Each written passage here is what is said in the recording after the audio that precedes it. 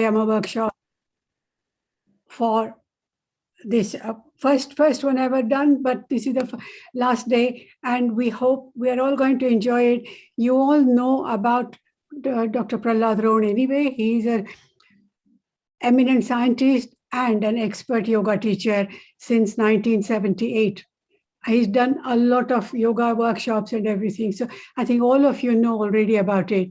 So without taking any time, I will request Dr. Rohn to start the actual program. Prahladji, over to you. Yeah. Thank you. Thank you, Sneha, very much. I am so happy that your interest is sustained even after so many hours of pranayam. We have already done, I think 5 hours of pranayam we have already done. And today will be another 2 hours we add, it will be about 7 hours of pranayam. It is really wonderful that your interest is sustained, because there are very few people, who really are so passionate about something which can even transform their life. They don't know. Because what happens, once you start doing these yoga practices, especially the pranayam and meditation, once you start practicing them, there will be a lot of resistance coming from inside, to somehow, why unnecessarily this? Will it really do something good and things like that, All these sort of doubts will start coming. But once you have patience and with willpower, you start doing it for some time. And once you get that inner experience, then that is the end of it. We don't have to put any effort, and you will be sucked into that practice, because that experience will be so deep and wonderful. It will transform us, our very life. It will transform. Every moment will become blissful, happy. Our relationship will be improved, and a world of good will be done. Which we don't realize unless we practice for some time and get that inner experience. So I am very happy with so much of your sustained interest. I am very sure sometime you will get that inner experience, and which could really transform your life. We'll have to wait for that moment. We don't know when that happens. As Ramana Maharshi says, we can start the practices, but it is the grace, sometime it has to happen, because it's a big thing, our whole consciousness, a shift in the consciousness has to take place, and one doesn't know when that really happens. So we have to continue with our effort. See, till now we have been practicing fast breathing pranayam. That means we are breathing at rates much faster than our normal breathing rate. Our normal breathing rate, as you know, is 15 per minute. That is in our daily life, in our usual 9 to 5 work and our daily thoughts, yesterday, tomorrow, and things like that. We normally breathe about 15 per minute. And then the fast breathing pranayams, you go to breathing rates much higher than our normal breathing rates. For example, in Bastrika, we can go up to 60 per minute, 100 per minute, and things like that, So when you are breathing, air is entering into your lungs 60 times per minute compared to 15 times per minute in our normal. There is a tremendous ventilation, there is oxygen richness. And this oxygen richness gives us tremendous of energy. As we know, in Bastrika, it gives tremendous of energy. And similarly, in Kapalbhati, again, we are breathing at much faster than 15 per minute. We go to 60 per minute, 100 per minute, like that. But there the emphasis will be exhale, not much oxygenation. Even though ventilation is same amount, but the emphasis is on exhalation. So the carbon dioxide level in the blood goes down. And then, as you know, detoxification, cleansing, and such things happen. But today, opposite of what we have been doing till now. we are going to control our breathing rate and bring them to lower than 15 per minute. Then entirely different type of things happen.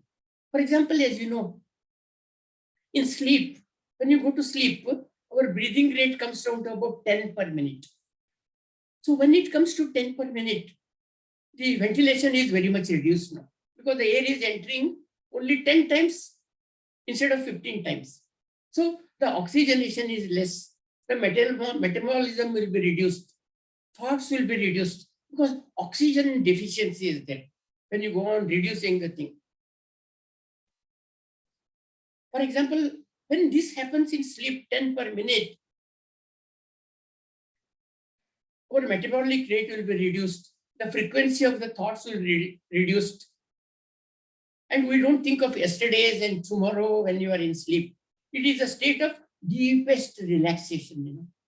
In the state of deepest relaxation, a lot of creation happens within. The entire body-mind system, which has been working all the day, now gets tremendous rest. Then rejuvenation happens. For example, when you get up in the morning after a good sleep, you are fully rejuvenated, to start again the next day's work. So the purpose of slow breathing pranayama is to reduce the ventilation and reduce our physical, mental activities so that you can go to deepest state of relaxation. A lot of other things happen when you start bringing down the breathing rate. In pranayama, we bring down the breathing rates much lower than 10. For example, you can go to 10 per minute, 5 per minute, even 1 per minute. Such a low amount of ventilation means oxygenation will be almost nil, Then a tremendous, once you are doing this consciously, if subconsciously it happens, it could do a lot of damage. But once you are doing it consciously, you are bringing down your breathing rate, reducing the ventilation, reducing oxygenation, and all that you start doing, a tremendous thing happens, which I will discuss later when we start practicing this slow breathing pranayamas. And another practice which we are going to do today is breath holding. What happens in breath holding? An example of breath holding is, for example, if you have seen an animal trying to catch its prey. For example, a cat trying to catch a rat, or even a person in deep thought, there is some problem he has to solve it, He has put so much of effort, he is concentrated, he is trying to solve a particular difficult problem. Then what happens, your body becomes static, it's still, doesn't move at all. Cat you must have seen, it becomes still when he sees a rat. Then capillaries open up in the brain. Dormant capillaries in the brain, they open up when you do breath holding. So body becomes still and you hold the breath. Then all other thoughts will be cut. There will be only one thought will be there, because of the tremendous brain, concentrated, single pointed attention, it to do whatever it wants to achieve. Yes, for example, it has to catch a rat and it will never fail because all that energy of the thought, energy, everything is released at one time, it will release. So this is what happens during breath holding. Breath holding is called kumbhak, in pranayama. So we are going to do some practices of breath holding. And breath holding does tremendous, in the modern world, it has become the thing, to train the sportsman, challenging exercise and things like that. And if you want to do, there is nothing comparable to breath holding. So we'll be doing some breath holding practices. And I will discuss a lot more about what breath holding does, which a lot of scientific clinical studies are being done now, what happens during the breath holding. We'll all discuss that when you start the practices. Okay. So So now first we'll start practice some of the breath holding practices we'll do. See, this breath holding, when you do consciously, there is absolutely no danger, If breath holding happens due to some other things at the subconscious level, it could be very, very dangerous. It is a danger to the life and things like that. But consciously, when we do, it brings a lot of benefits.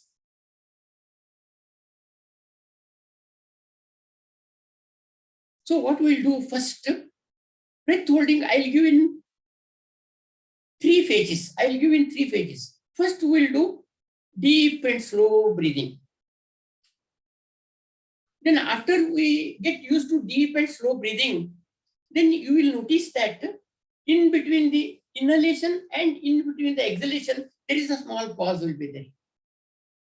Similarly, after you exhale, there will be a small pause before you again inhale again. So when we are doing this slow and deep breathing practices, you will be able to notice a small gap.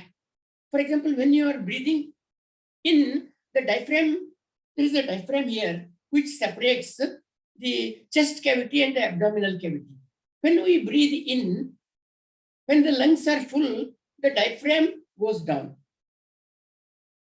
And then when we start breathing out, the diaphragm has to come up.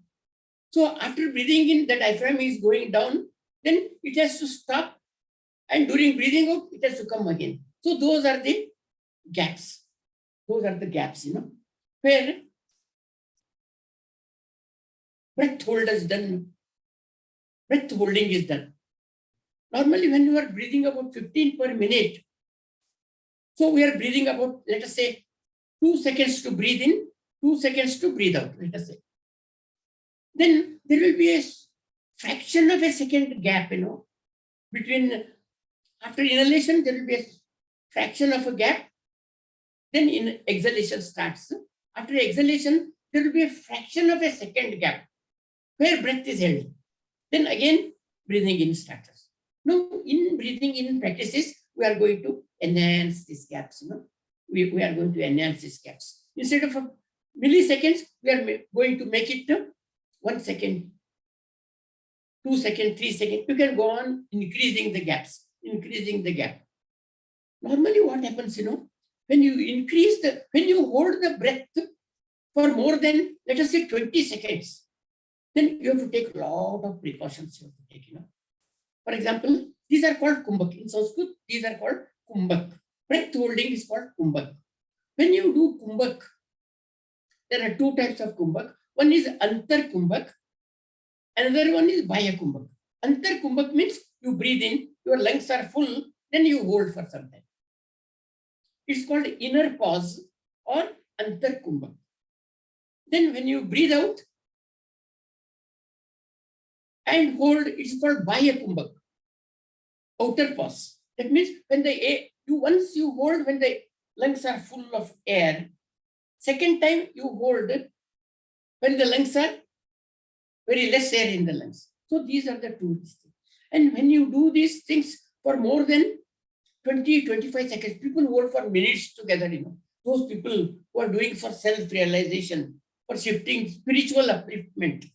And yogis, the great yogis and spiritual people, when they do, they hold it for a very, very long time. So when you hold it for more than about 20 seconds, then in order that our system should not get damaged, we do what are known as 3 bandhas. One is known as a Moola bandh. Next one is known as a Udyan bandh. Third one is known as a Jalandhar bandh. That means once the air is in the lungs, it has to be bottled up only in the lungs. Because there is so much pressure in the lungs now. That pressure should not get transmitted to the brain. And that should not get transmitted to the organs in the abdominal cavity. That is why you do Udyan bandh. That means you lift the diaphragm up so that the pressure is not transmitted down. Similarly, when you do Jalandhar bandh, you are closing the glottis, partially closing the glottis so that the pressure is not transmitted here. So these Moola bandh, Udyan bandh, Jalandhar bandh. If you see any advanced pranayam thing, these 3 bandhas are taught first. These are very, very difficult bandhas. And for our practice, it is not at all necessary, because we are in the practices we are going to do, we are not going to hold for more than 10 seconds. And then afterwards, I'll explain to you what are the great benefits it brings. It's a danger free. Okay. So after in this practice, which we are going to practice, we'll slowly start, we'll increase the gap after inhalation. We'll hold the breath for 4 seconds, 5 seconds, maybe 5. And then after exhalation, we will hold another 5 seconds, like that. And in the third stage, what we will do, this Jalandhar Bandha is one of the greatest bandhas. It does a lot of things to our cognition system. And once you do the Jalandhar Bandha, this is what is known as a Vishuddhi Chakra here. Vishuddhi Chakra is a very important energy center in the body. Once you do the Jalandhar Bandha, then energy will be going up towards the brain, only towards the brain. It will not be going down. So at that time, we learn to detach from dangerous sensual attachments. Most of the time, these sensual attachments, we get so much addicted to things, then it will destroy our life because of the addiction to sensual enjoyments. Once you do the Jalandhar Bandha, then it reduces our sensual attachment to the enjoyments. Then we become more or less, we don't get easily irritated, and we take the things in a proper attitude with proper understanding and things like that. So in the third stage, even though Jalandhar Bandha is not necessary, we'll do Jalandhar Bandha because of its importance. So now I will show you. We'll do some breath holding practices. During the breath holding practices, by chance, if you get some sort of giddiness and things like that, then you reduce the duration. But just repetitive action you do. Okay. The first stage is just breathing in, breathing out. This is not Bhastrika type breathing in, breathing out. So here breathing out in is very slow, go on breathing in. Instead, our normal breathing in takes about 2 seconds, you take 3 seconds, 5 seconds, 10 seconds, you go on, slowly you go on increasing, And then similarly, exhalation also, you take as long a time as possible. So I will just show you. I will demonstrate. No, you are not doing now. I will demonstrate. So as in all the pranayams, you have to sit with the vertebral column straight, comfort. You have to sit very comfortably. Then I will do deep breathing in, then deep breathing out. I'm not holding now at all. Just watch me. All the slow breathing pranayam are effortless. Watch me now. You may not, unfortunately, you may not be able to hear my sound, So, so first I'll be breathing in, filling up the lungs. Then I'll be breathing out, emptying the lungs. Then again I'll be breathing in, again I'll be breathing out, but I'm not holding. Just watch me.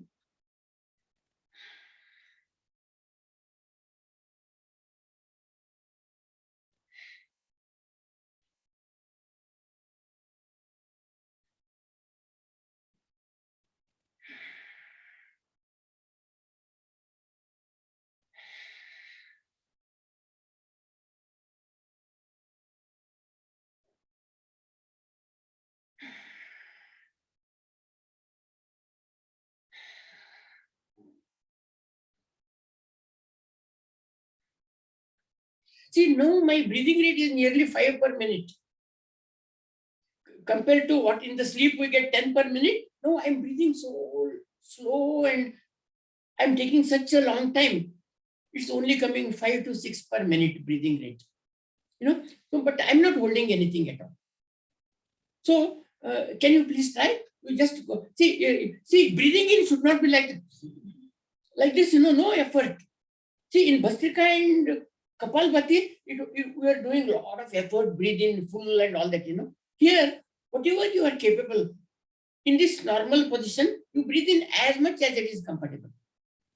And then when you feel you have breathed enough, you cannot breathe anymore, then you start breathing out. Just try now, please. Five breaths, you just start, take breathing, deep breathe in, inhalation, then breathe out. Breathe in, breathe out. Just breathing in, breathing out very, very slow in your most comfortable posture. Can you please do? You do it for five breaths, 5 inhalations. One round is 1 inhalation, 1 exhalation. If you take it as 1 round, do it for 5 rounds. 5 inhalations, 5 exhalations. Deep and comfortably.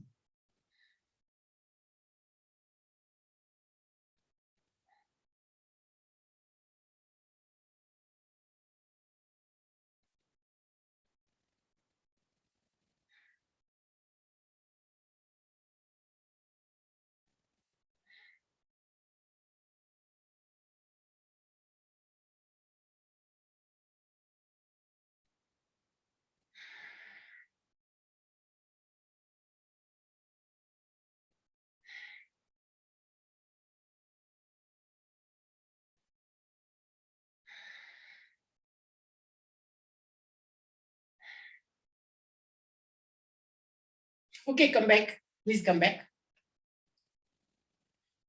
During this time, you must have noticed that after you have fully breathed in, when the diaphragm has gone down and the chest has a little bit expanded, so you will find that there is a small pause. When you start exhaling, then another. So you will be able to notice these two pauses during this deep breathing. If your attention is all within you, in all this pranayam, the attention has to be on your own body and on the breathing. You put all your attention, you put on your own body and on your breathing. So then you will start noticing, that there is a small gap after full inhalation. Then after full exhalation, there is another gap. So this is the first stage to learn to practice slow breathing pranayam. Okay. Now what we'll do, now after you fully breathe in, you hold it for 5 seconds. Then start breathing out. Hold it for 5 seconds. Then continue this. I'll show you now with the gap, with the pauses. So there will be inner pause, there will be outer pause. After breathing in, stop breathing for 5 to 10 minutes. 5 to 10 seconds. And then after breathing out, another 5 to 10 seconds. Just watch me now.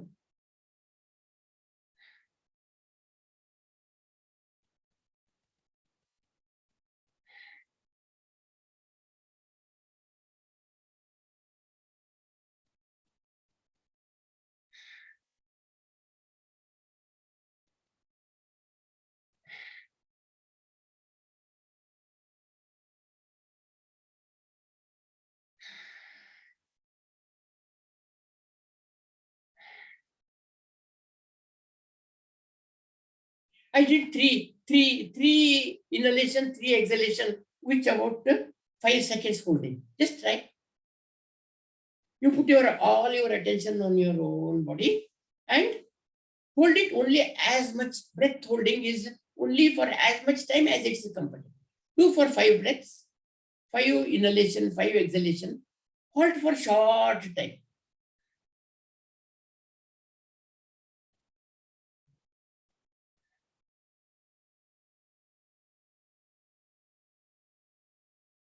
During that pause, you are suspending the breath. You are neither breathing in nor breathing out.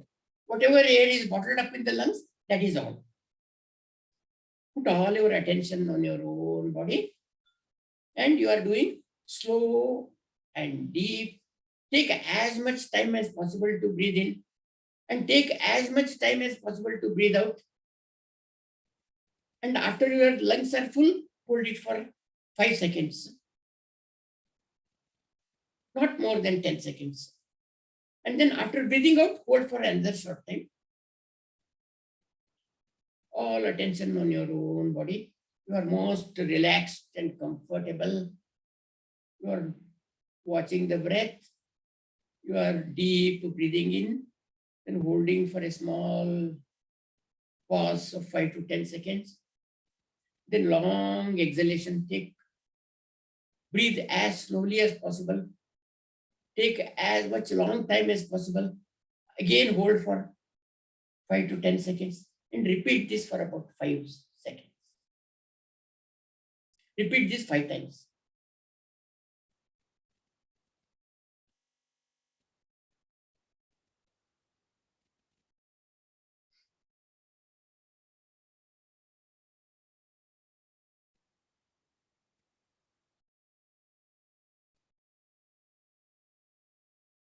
Yeah, please come back. Please come back.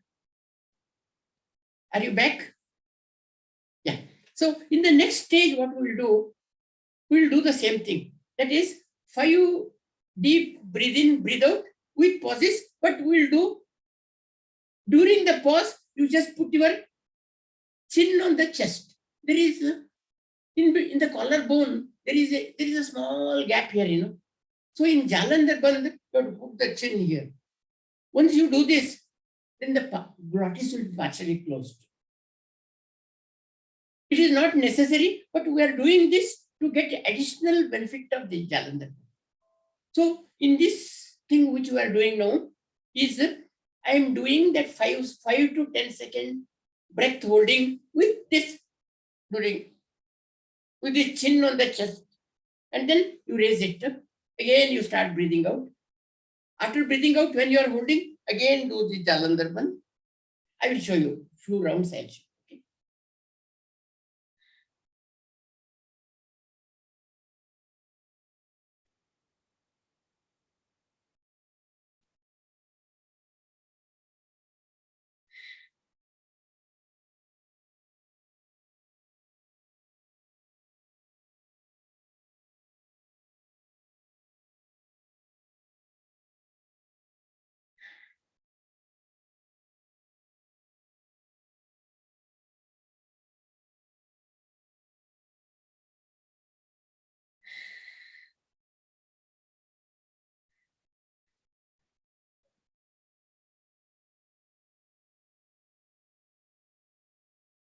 Can you please try?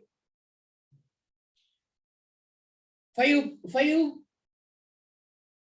inhalation, 5 exhalation you are doing. Then after the lungs are full, you are holding the breath for 5 to 10 seconds. During that time, you are putting the chin on the chest, then release. Then you are exhaling. After you have fully exhaled, again you are putting chin on the chest. You are holding. Then you release. Then again inhale. Just try for some time. It gives tremendous benefits, as I will now tell you the benefits of what these things can do,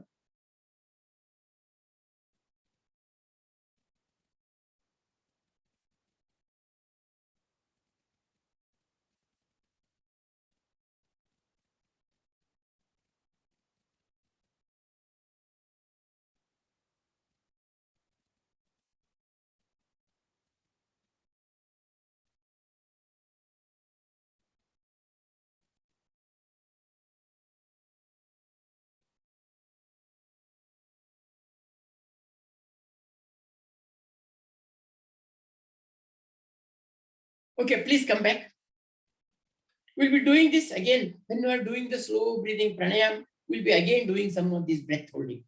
Because these kumbhaks or breath holding, they are part of all the slow breathing pranayams. So we'll be doing some of these again afterwards. Now I will tell you what exactly happens during the breath holding. Let us say some air has entered into the lungs. And then you are holding the breath. Holding the breath means at that time, no fresh air is entering and carbon dioxide is also not released. No more oxygen is coming and no more carbon dioxide is released during the breath holding. But our metabolic activity is continuing. So oxygen starts getting consumed. Oxygen consumption continues. Even though we are breath holding, oxygen consumption starts consuming. That means the oxygen level is going down when you are doing breath holding. And then you are not releasing the carbon dioxide. So carbon dioxide level is going up. See this interesting that is happening now. Breath holding, the oxygen level is going down and the carbon dioxide level is going up. then a wonderful things happen to our whole system. Once the carbon dioxide level goes up, then there is vasodilation and bronchodilation. That means blood vessels will get expanded. And similarly, bronchodilation, airways in the lungs which are going, they also get expanded. So now nature is trying to solve the problem now. We have consciously done the breath holding, but that breath holding which I have done consciously is now decreasing the oxygen level and it is increasing the carbon dioxide level. So a message is sent to the brain, no, more carbon dioxide is needed, more carbon dioxide is needed. And then what it does, so it now expands in order to supply more oxygen, the blood vessels, they expand, dilation. This is the vasodilation will take place. So the heart, now more blood will be flowing to the body. And then a bronchodilation also take place. That means in the lungs, that exchange is taking place between the alveoli and the blood. Whatever oxygen in the lungs has to now enter into the blood. So that interface between the lungs, alveoli, and the blood vessel, that increases now. Because blood vessels have expanded and air vessels have expanded. That means more interface area now, more interface area. So we are able to now utilize poor oxygen condition. In the poor oxygen condition, you are able to use the oxygen more efficiently. This not only happens at the level of the lungs, it happens at the cellular level also.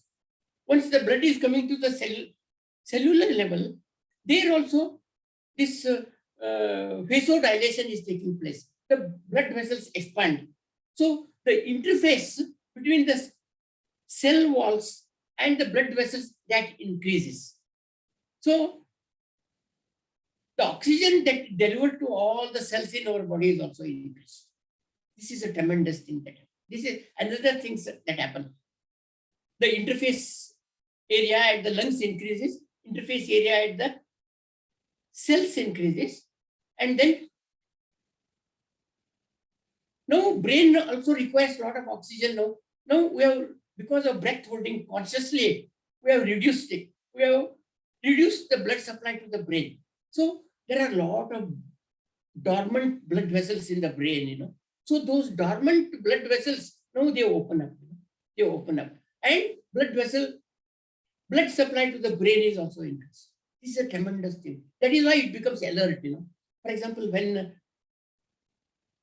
the cat is trying to catch the rat, it has to be, its brain becomes very sharp because it has to take action now, it should not miss the target.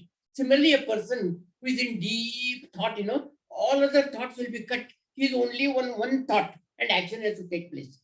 So brain becomes very sharp, cognition system. It is one-pointed attention because of the more capillaries that open up in the brain.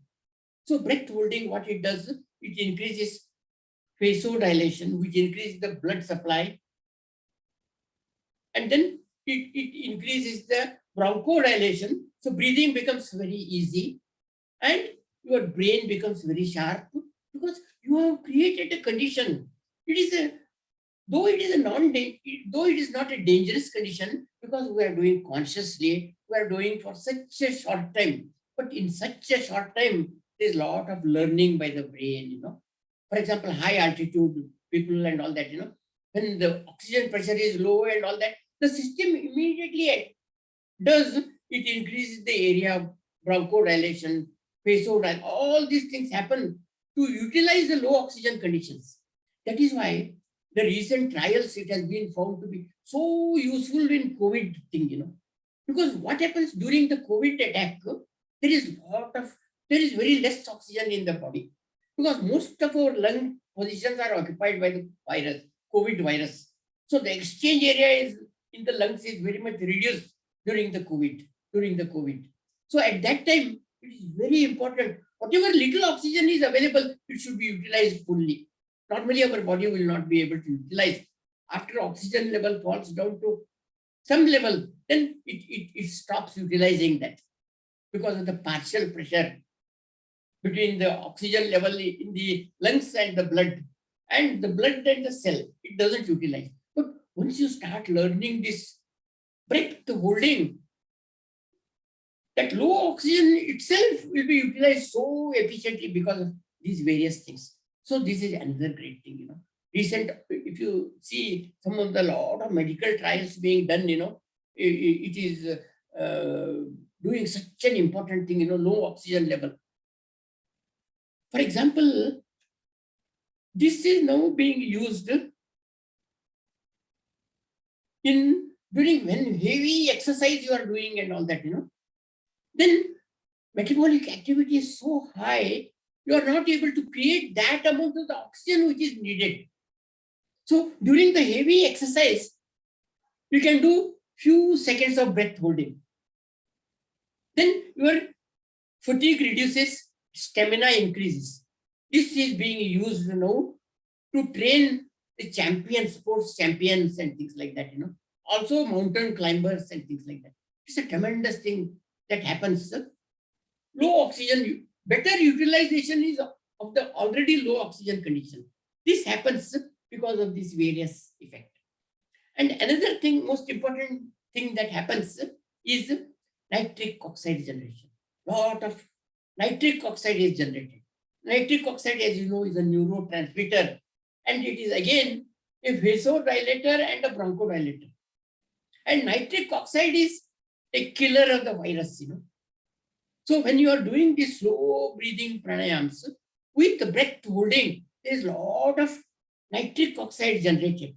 This nitric oxide is generated in the epithelium layer. All our blood vessels, innermost layer of the blood vessels are lined with epithelium. And this epithelium, nitric oxide is generated. And there is a lot, because there are a lot of blood vessel density in the nasal cavity, nasal cavity turbinates. Turbinates, there is a high density of the blood vessels in the nasal cavity. So a lot of nitric oxide gets generated at the nasal cavity. For example, COVID attack, right at the entrance, this virus gets killed because of the nitric oxide. And this capacity to generate nitric oxide increases when you do breath holding. So breath holding is a tremendous thing, If you really want to see, a lot of literature is coming now, and it is going to be adopted as one of the very important techniques in many therapies, For example, slow breathing pranayam and breath holding, they are being utilized even for psychological disorders, like our anxiety disorder, or COPD, or PTSD, post-trauma. See, some incident has happened in our past life, sad thing, and that trauma is settled into our physical system and mental thing also. All these traumas get removed, when you do slow breathing practices with this breath holding. So breath holding, even though we are doing for a small time of 5 to 10 seconds, which is totally harmless, but it is doing tremendous things to our system because we are doing consciously. The main thing is consciously you are doing. See, normally our breathing is done by the subconscious system.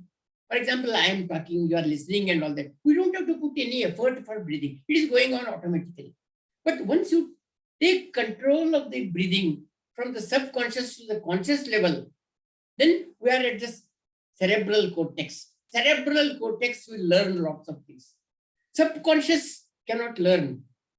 Whatever is happened once, it continues that whatever the program is there, it continues to implement that program. But once you do these things by consciously, then learning takes place.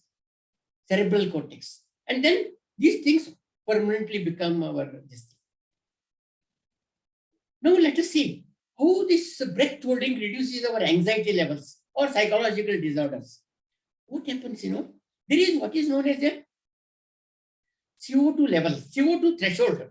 once the carbon dioxide increases in our body, after a particular level of carbon dioxide increase, immediately breathing in takes place.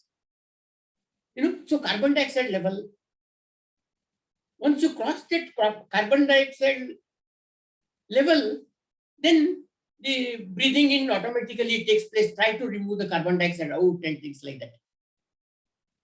But in this breath holding, when you are doing, naturally you are neither breathing in nor breathing out. The carbon dioxide level is increasing now. But we are holding it consciously. So the threshold of the carbon dioxide level at which the body reacts is increased now. Once the threshold of the carbon dioxide increases, then our anxiety levels. See, if the carbon dioxide level, if the threshold of carbon dioxide level in our body is very low, then anxiousness starts immediately. We easily get perturbed by even smallest thing, which is not as per our desire and things like that. But once you are start doing this breath holding, because you are tolerating higher carbon dioxide level, so carbon dioxide threshold increases. Once the carbon dioxide threshold increases, then our anxiety level threshold also increases. We are able to stand whatever our psychological unhappiness or disorder, whatever you call, we are able to stand much better. That is how this is being adopted, slow breathing pranayam with slight breath holding is a tremendous advantage to reduce our anxiety levels. And whatever the physical disorders set in due to psychological disorders, including COPD, PTSD, they all get resolved, Even schizophrenia, it has been, you should just look into what sort of literature is now flooding in, Is our rishis and all that, they incorporated this breath holding without knowing all these things, But now people are realizing. For example, if you know, in Surya Namaskar is one of the ancient techniques of physical fitness. When this modern gym and all, they were not there, So it was, Surya Namaskar was one of the very powerful things. And lot of credit. And in Surya Namaskar, you are going through 12 different postures, You are changing from one posture to another posture to another posture. Like that, 12 different postures synchronized with breath. And very interesting thing, during the Surya Namaskar, one breath holding is done. And this breath holding will decrease your fatigue, because Surya Namaskar is very energy intensive practice. We get tired and fatigued very easily.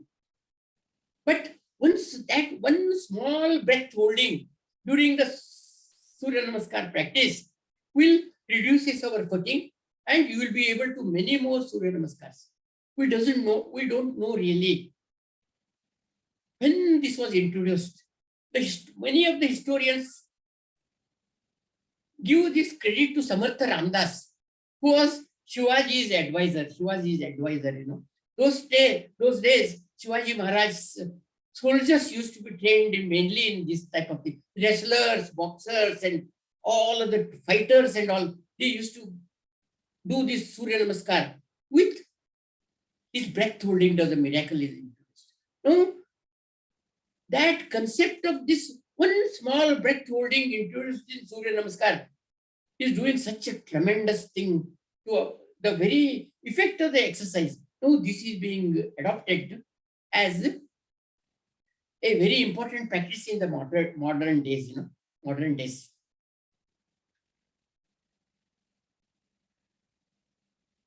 So this is a little bit about the breath holding. So one more second round of practice shall we do?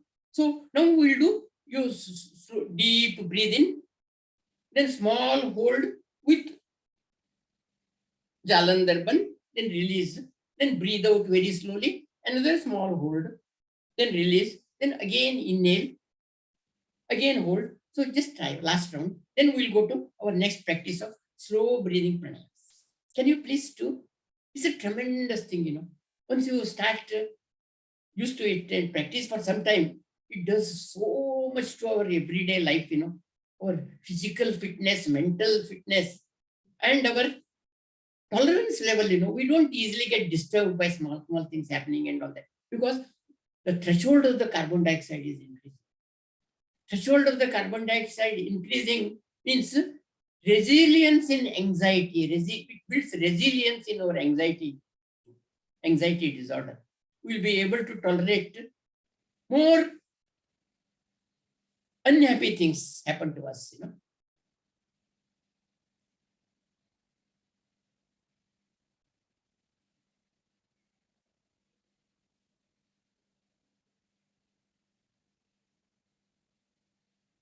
Okay, please come out. Please come out. Please come out. Now we are going to incorporate this breath holding in our regular practices of the slow breathing pranayama. Okay, so this is all I wanted to give a little bit about the breath holding. You have to practice very, very slowly and absolutely dangerless. Once you are doing it for 5-10 seconds and all that, you will get only benefits without any absolutely side effects. Now we'll start going for very slow breathing pranayama. As you know, what happens in slow breathing pranayama, as we already discussed before, we are bringing down our breathing rate from our normal level of 15 per minute. We are bringing down, in the sleep it is going down to 10 per minute. Then we are already deep relaxation thing is there. Then in these pranayams, we are bringing down to 5 per minute, 1 per minute. So much this thing, that means what happens? Now the air is entering into the lungs only once in 1 minute. Earlier it was entering 15 times per minute. Now only once it is entering. That means there is such a little amount of oxygen available. And you are doing it consciously, you remember. You are doing it consciously using our cerebral cortex, not our subsystem, limbic system. So once we are starting doing consciously. This is for the first time, Patanjali, in about 300 years before Christ, he made a revolutionary statement. He said, as you go on reducing the breathing rate, once you reach a very slow breathing rate, a shift in the consciousness takes place. That means from our normal consciousness, we go to a super conscious state. That was a very big statement Patanjali made, Very few people were able to understand. See, no, this we can understand, how this happens. Why our consciousness, our waking consciousness, how it shifts to super conscious, as in the self-realized state, These are called the self-realized state. In the self-realized state, our normal waking consciousness gets lifted to super conscious state. Now let us see what happens in deepest state of meditation. A person is meditating, let us say. See, once you are meditating, your body becomes static, like a stone. During the meditation, you are not moving any part of the body. It's totally like a stone. When it is there, all of our physical metabolic activities comes down. Oxygen is not needed because metabolic rate is reduced. There is no movement. I am not moving this. I am not moving, and I am sitting like a stone.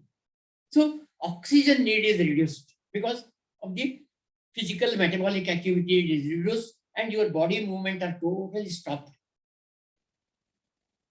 And then during the deepest state of meditation, our thoughts are also not there. Normally, our body needs the oxygen. Our thoughts need the oxygen. During the deepest state of meditation, thoughts are also not there. So neither our body needs oxygen, nor our brain needs oxygen, because it is the brain which is creating the thoughts.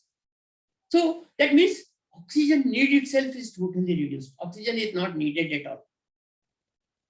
Once that oxygen requirement is totally reduced, there are no thoughts. Then our individual ego gets totally confused. In our normal life, our individual ego is all the time, what are our thoughts? All our thoughts are centered around our individual ego. I, me, my people, my possessions, things like that. All these thoughts are centered around my individual only. In this selfish individual, selfish ego. Ego is very selfish. It's all the time worried about myself. I want to exploit. I take care of others because they will take care of me. Everything, all the interest is about myself. This is the job of the ego.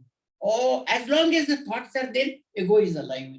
I'm thinking about me, about my thing only. I am thinking and all. But once all this oxygen is so much reduced that all the thoughts are also reduced, then ego is totally confused. Normally, it used to think all about myself. Now it cannot think because you have reduced all the energy to the ego. All the energy was coming because of the oxygen thing now. There is no oxygen availability. So ego is totally confused now. And then it shifts, consciousness gets shifted.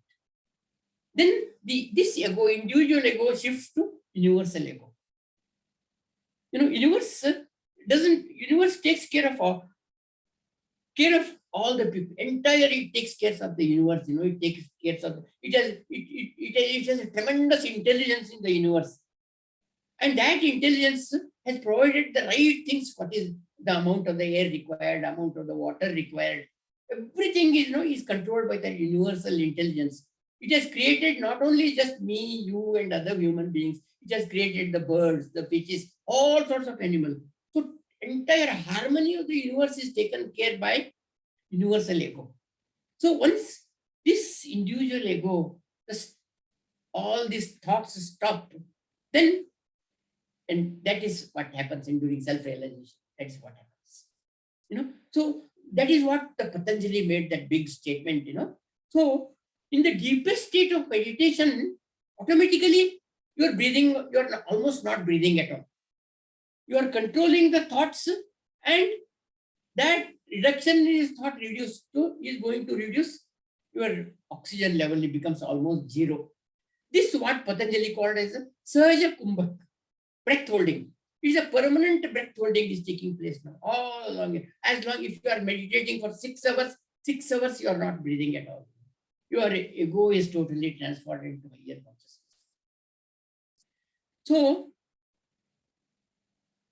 So in meditation, this Sahaja Kumbhak happens because we are controlling the thoughts. But in pranayam, what we are doing, we are reducing the oxygen by, we are not bothered about thoughts. So we are by slow breathing in, slow breathing out, and these kumbhaks, breath holding, we are reducing the oxygen level. We are bringing slowly that Sahaja Kumbhak state. Once you come to that state, then it will have a direct effect on the thoughts. Once oxygen is not available, then brain cannot function anymore. So it is that deepest state, entirely different state of the being itself. The state changes. Our ego, it's not this individual ego. It is taking care of this thing. It is the universe is taking care of me. It is not my wisdom in the brain that is taking care now. Once the self-realization happens, and once Sahaja Kumbhak you start doing, then it is universe that takes care of us. We don't have to put any effort. And universe, wisdom and intelligence, there is no selfishness in that thing. That is how, what other day when Nitin was talking about meditation, love and compassion and all that, once that happens, there is no difference between I and you. Otherwise, as long as this ego is active, I am separate, everybody else is separate. Then we try to exploit everybody else for my thing, type of thing. So the difference between I and you goes, then that universal consciousness. So this is the main purpose of the slow breathing pranayama in the ancient days, was not to benefit the body, improve digestion system, improve all, reduce all psychological disorders and all. This was not the purpose of meditation, purpose of pranayama at all. The main purpose of the pranayama in the earlier days was reduce the breathing rate to such a low level so that shift in the consciousness takes place. Then our very quality of the life will be very different. It is no more self-centered life. It is universal-centered life. That was the main purpose for which it was developed. But nowadays, very few people are interested in self-realization, things like that. It is as Bhagavad Gita says somewhere, it is 1 in lakh, who is interested in that type of thing. We want to utilize both the techniques of pranayam and meditation for self-improvement, improving our relationship with the people, and living every moment with bliss and happiness and things like that. That is the purpose. So now we are going to practice some of the slow breathing pranayams. So there are so many slow breathing practices. I have divided these various slow breathing practices into 5 groups. In the first group, there are 3 pranayams. One is known as a Chandrabethan Pranam. Second one is known as a Suryabethan Pranayam. Third one is known as a Nadishodhan Pranayam. In the second group, there are again 3 pranayams. One is known as a Ujjayi Pranayam. Second one is known as the Murcha Pranayam. Third one is known as a Brahmari Pranayam. This is second group. Then the third group, 3 pranayams are Viloma Pranayam, then Anuloma Pranayam, then Pratiloma Pranayam. So this makes 9 pranayams now. In these 3 groups, 3, 8, 9 pranayams. Then there is 2 mouth breathing pranayam, Sitali, Sitkari. That makes it 9, 10, 11. Then there is one Yogi Pranayam, 11, 12. So total 12 pranayam there.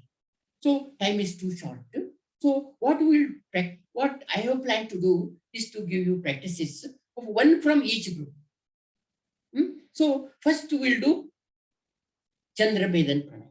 In Chandrabethan Pranam, what we do is you have to breathe in from the left nostril.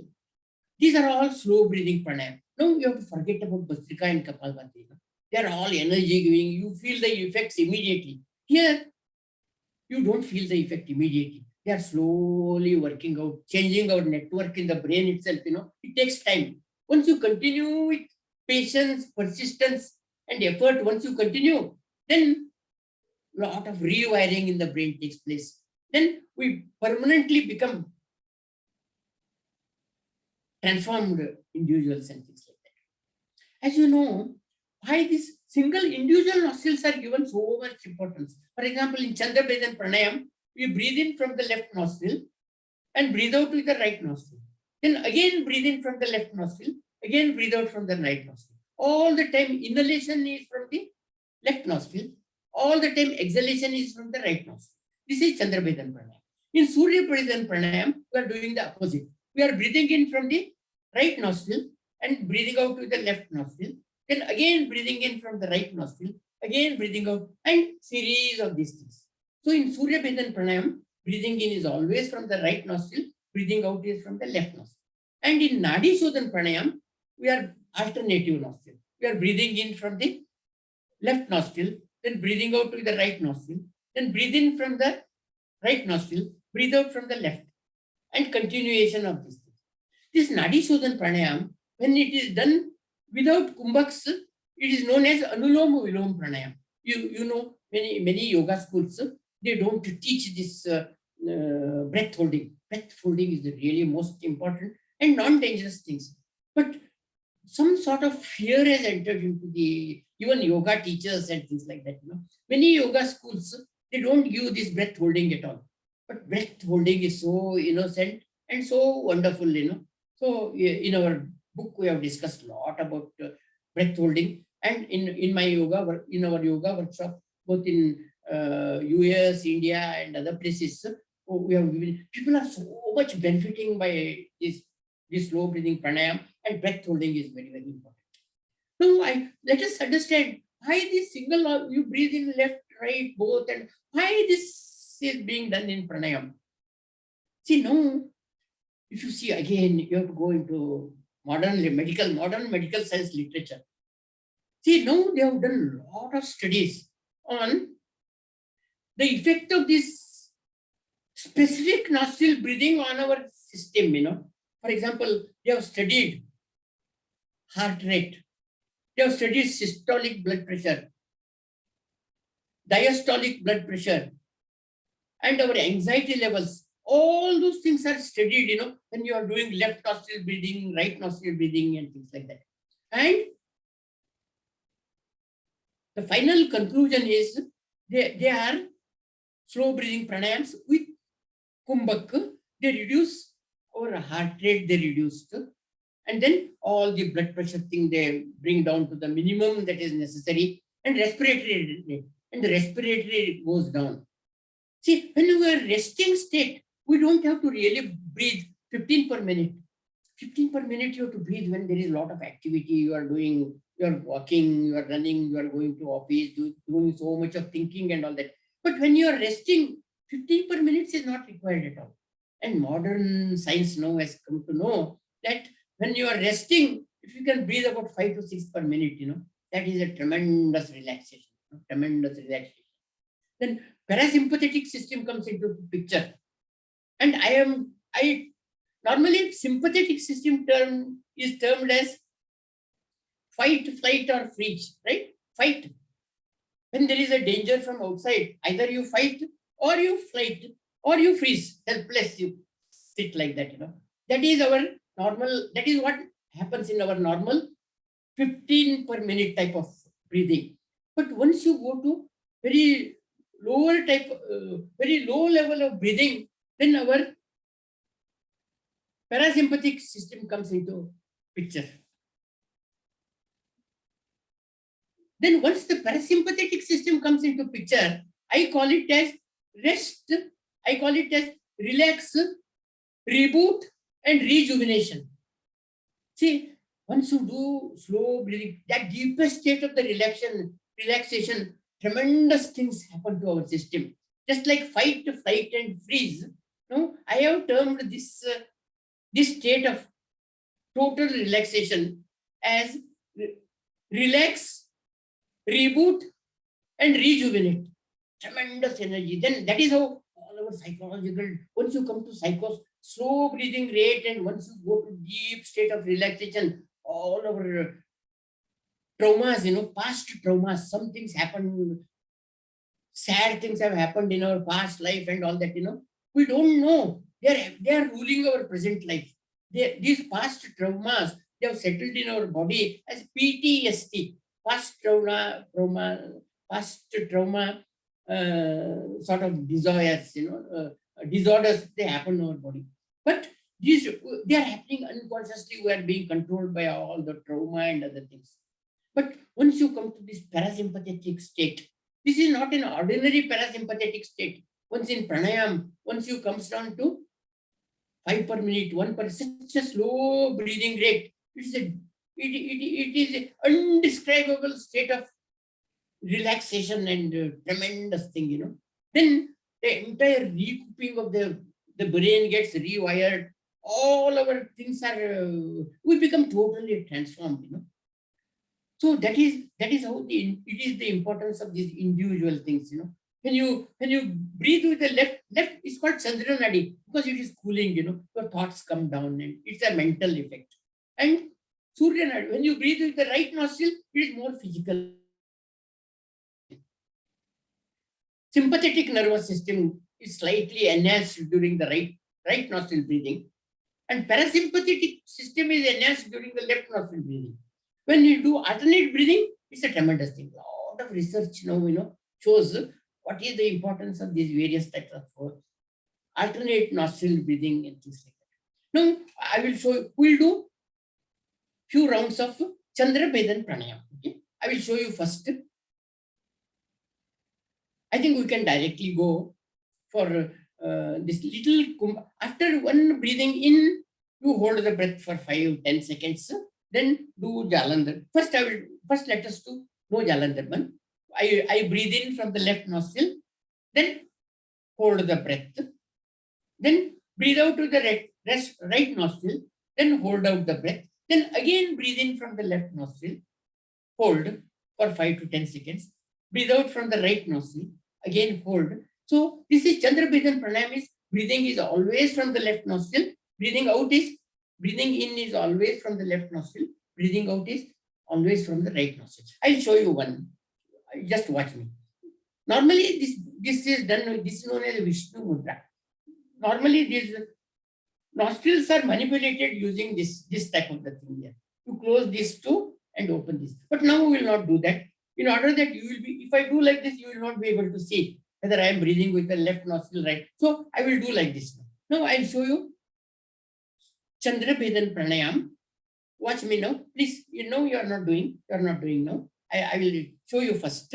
I will show you. I breathe in with the left nostril, small pause. Then I breathe out with the right nostril, small pause. Again, I breathe with the left and small pause. Watch me now. In order that you should see, I am doing this.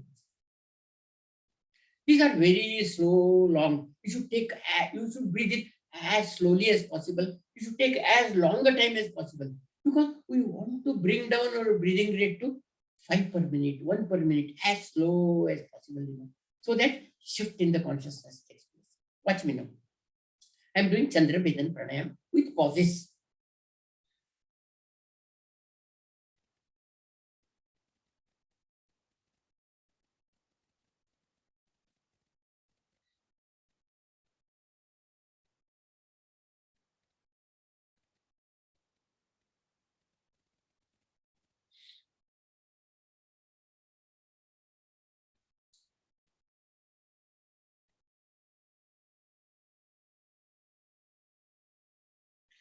Can you do?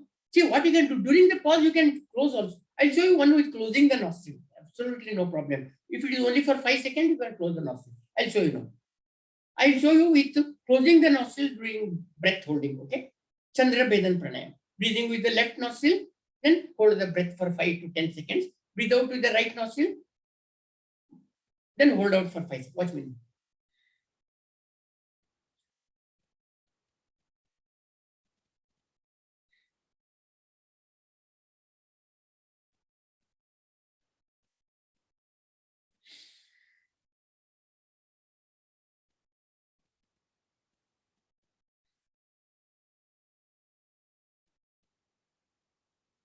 Just try this. Be comfortable. You are most relaxed.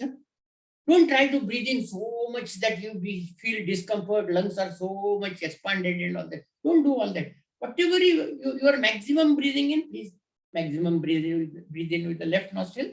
Then close for 5 to 10 seconds. Then breathe out with the right nostril. Again close. Again breathe in, close. Breathe out, close. Please try. Put all your attention on your own body and your attention in on the breathing. Just watch how the breath is entering, how the breath is leaving, and things like that. You are totally relaxed. Then you are doing now Chandrabethan Pranayam with breath holding. You are absolutely relaxed. You are doing it consciously, so that a lot of changes are happening in the brain.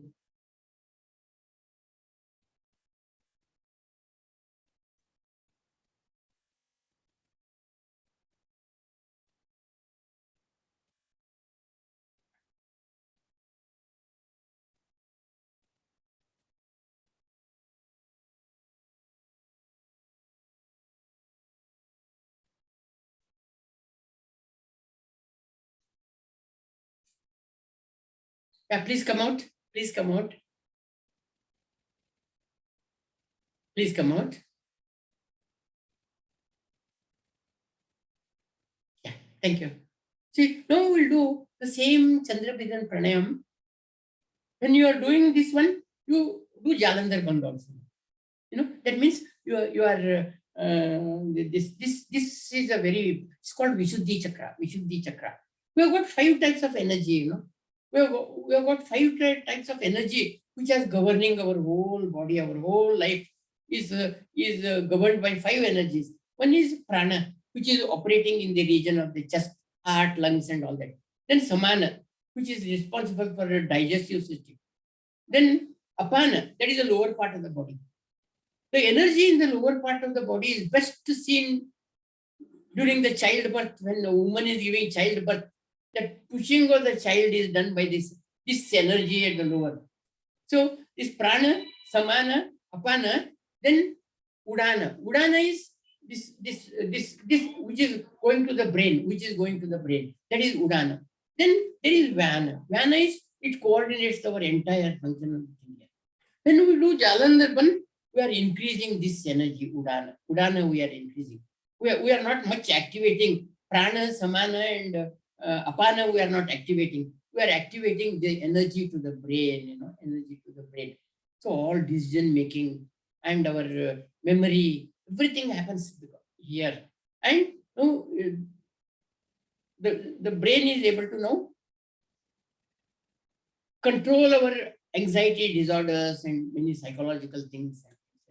That happens when you do Jalandhar. Jalandhar is very, very important. It was named after Rishi Jalandhar, who was a contemporary of Vatsendranath. Vatsendranath, there is one Matsendrasan is there. In asanas, yogasanas, there is one Matsendrasan, and Gorakhnath. So he was, this Jalandhar Rishi was a contemporary of Matsendranath and this Gorakhnath. So it is named after him. So now we'll do same this pranayam, Chandrabethan Pranayam, with pause and Jalandhar. I'll just show you 2-3 rounds. I'll show you.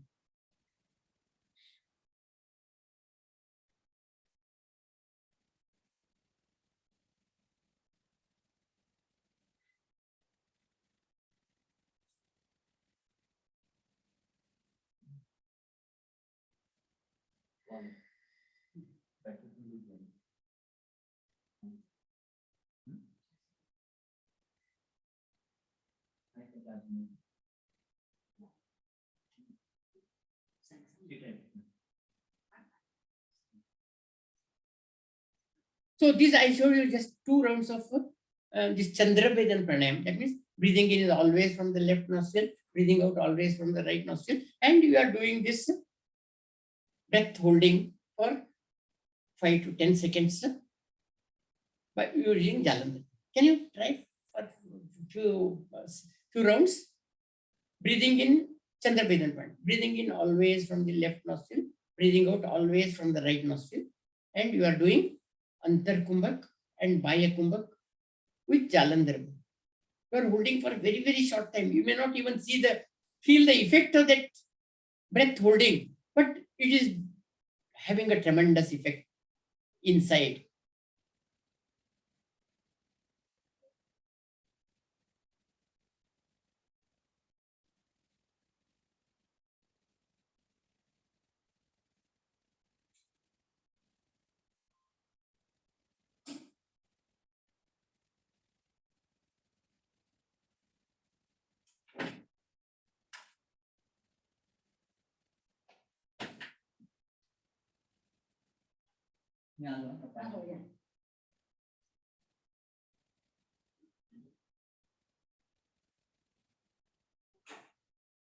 Please come out.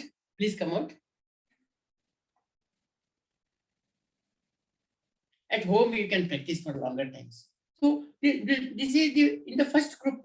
There were, as I told, there were 3 pranayams. One is Chandrabethan Pranayam, Suryabethan Pranayam, and Nadishodhan Pranayam. So now we'll go to group 2.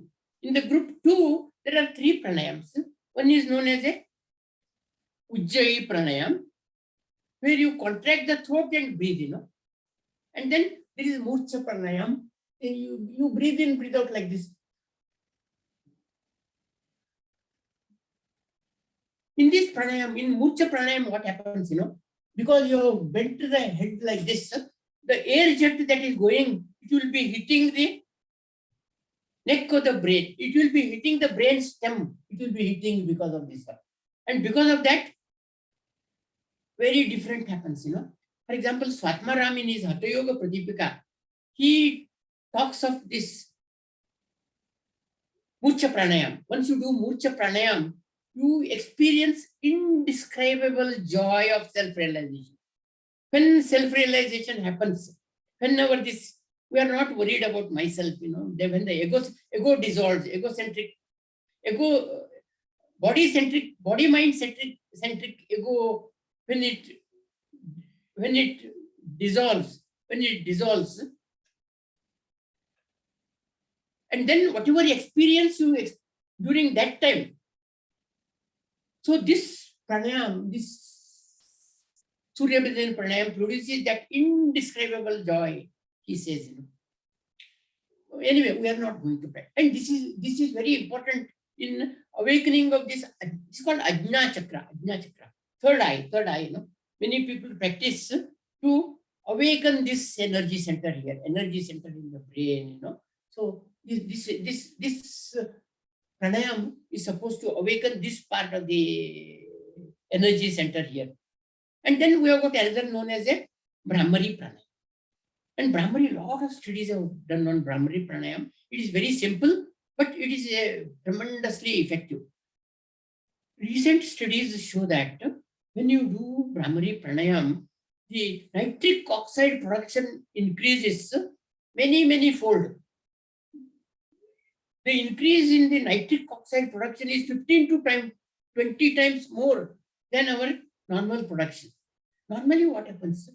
Nitric oxide, as we discussed before, it is generated in the epithelium layer. It is very important for maintenance of the cardiovascular system and our entire blood flow in our whole body. The blood vessels are able to flex, they are able to dilate and contract only because of the nitric oxide production. Nitric oxide is the wonder gas which is biogenerated. It is generated inside our body. This nitric oxide outside is very dangerous. Environmental, it is supposed to block the ozone layer and it damages the environment. But once it is biogenerated, it's a tremendous, it controls our very being itself. So this nitric oxide generation increases 15 to 20 times. And in the COVID times, you know how important it is. Nitric oxide is a immunity. It controls our immunity. It controls our immunity things, because it is this nitric oxide which is the killer of the viruses.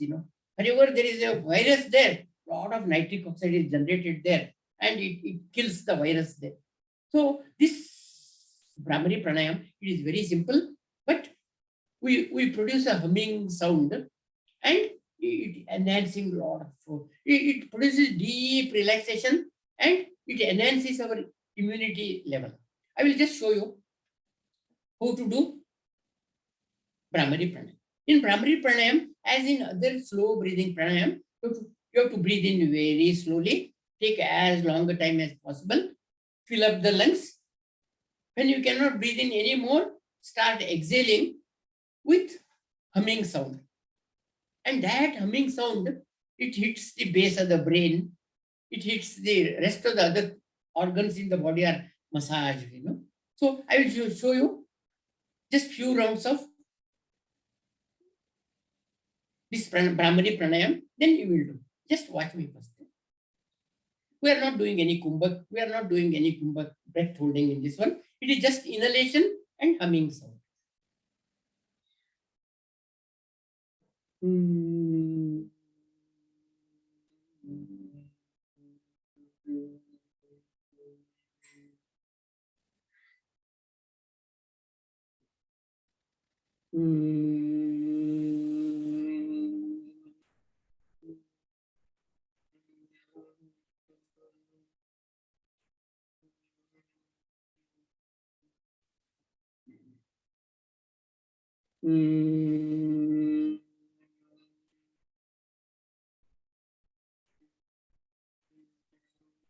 I showed 3 rounds.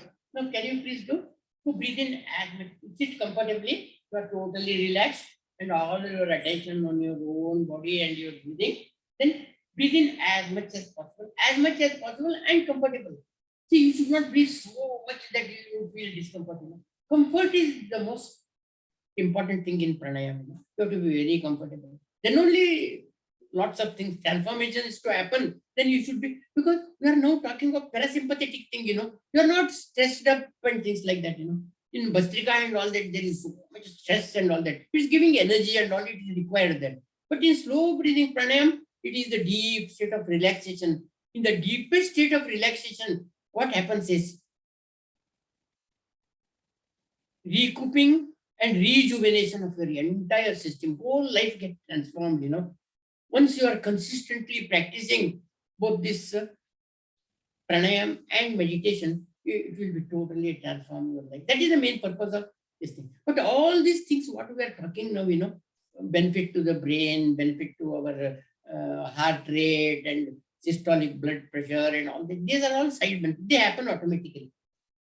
In the modern world, we are giving a lot of importance to them. That is why these pranayams, slow, especially slow breathing pranayam with breath holding, they are used for therapy. It's a big therapy, mainly for psychological disorder. Even epilepsy and all that, tremendous control.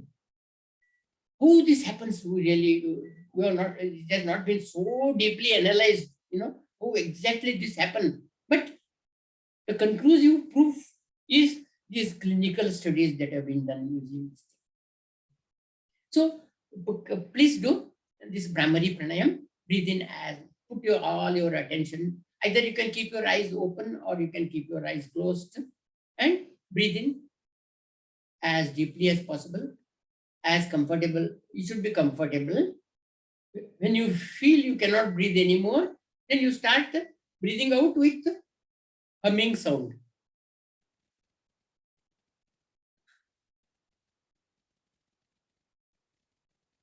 Do it for 5 to 6 rounds, you can do.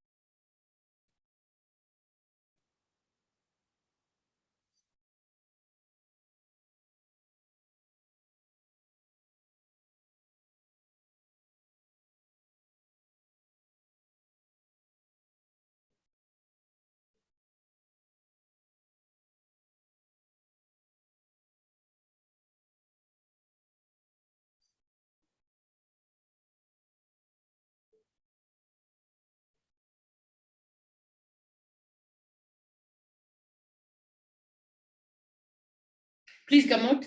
Please come out.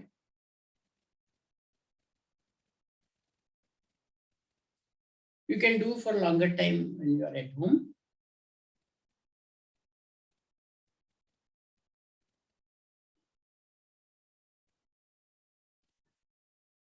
So in this group, we did this Brahmari Pranayam. So we are not going to do the Ujjayi Pranayam and we are not going to do the Mucha Pranayam. We are not going to do one sample of this thing. Then we will go to the third group. In the third group, again, there are 3 pranayams. One is known as a Viloma Pranayam. Second one is known as a Anuloma Pranayam. Third is known as a Pratiloma Pranayam. So we'll do Anuloma Pranayam. This Anuloma Pranayam is not like Anulom Vilom, not that type of thing here. See, let us see. The principle of this Anuloma Pranayam is very, very important. See, normally what happens, the Mother Nature has kept our exhalation slightly longer than the inhalation. Because inhalation, when you are breathing in, it requires a lot of energy. It consumes a lot of energy. When you are breathing out, the diaphragm is relaxing, You don't consume any energy, it is relaxing. Since we are breathing right from birth up to death, Mother Nature doesn't want us to put a lot of energy in breathing, So in order to reduce the energy in the breathing, nature has made exhalation slightly longer than the inhalation. Even in our normal breathing, when you are breathing about, let us say, 15 per minute, that means we are breathing we are breathing in for 2 seconds. We are breathing out for 2 seconds. If you actually see, the exhalation is slightly longer than the inhalation. The inhalation may be 1.8 seconds and exhalation may be 2.2 seconds. So it is slightly longer than the exhalation is slightly longer than the inhalation. But in this Anuloma Pranayam, since we are doing consciously, we are making inhalation very short and exhalation very long. That means we are trying to copy the nature. Pranayam always copies the nature. Whatever in nature is trying to do, we have copied in pranayam.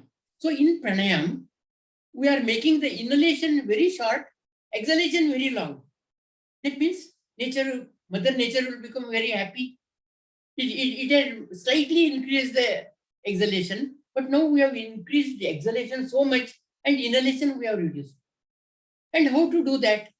In order to reduce the inhalation, we breathe in from both the nostrils. That means air is entering into the lungs by two channels now. So it takes a shorter time. And when we are breathing out, you breathe out with one nostril only.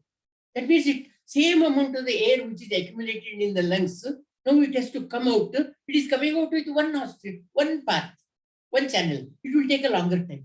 So in this pranayam, Anuloma Pranayam, inhalation is by both the nostril, so that it takes a shorter time. And exhalation is by alternative nostril. It takes a longer time. So this pranayam is very, very, afterwards I'll tell you what are the benefits of this particular pranayam. So in this pranayam, what we are doing is, I will be demonstrating. In this pranayam, what we are doing is, I am breathing in by both the nostril. Then I am breathing with the left nostril. Then again I am breathing in by both the nostril. Then I am breathing with the right nostril. Then again repetition of this. Breathe in from both the nostril so that time is short. Then breathe out from this nostril, time is long. Then again inhalation, exhalation. I will show you, I will demonstrate. Then afterwards, you will do with me. Okay. So now I will be breathing with, I'll keep my, this. If I do like this, you may not be able to see, what I'm breathing. So I will do it like this. I will breathe in by both the nostrils.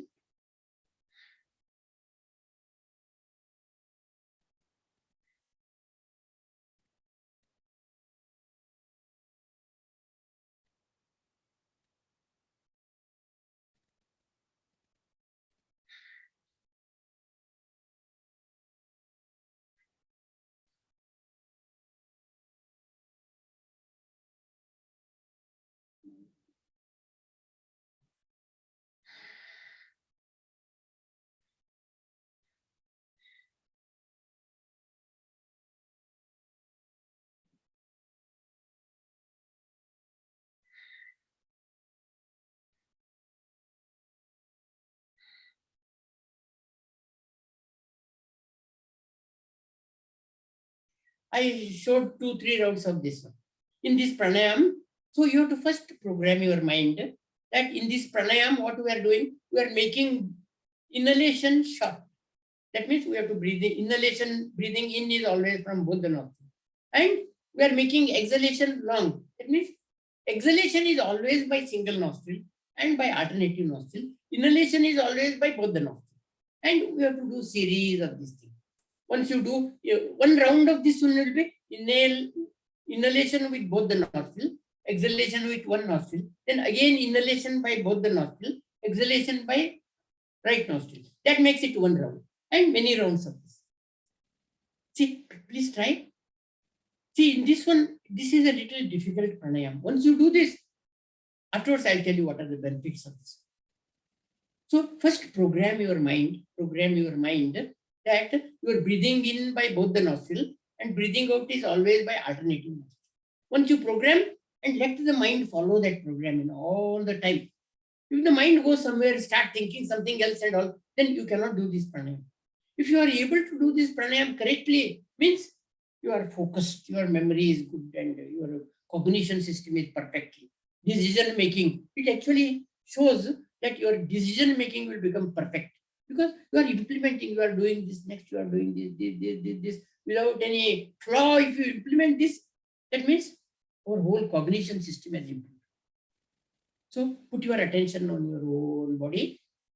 All the time your attention is on breathing. And breathing in is always by both the nostril. And breathing out is by alternative nostril. You are totally relaxed. Your sitting posture is very comfortable. No other thoughts. No thoughts of yesterday, no thoughts of tomorrow. Only one thought in your mind is attention on your own body and in your breathing. You are doing Anuloma Pranayam.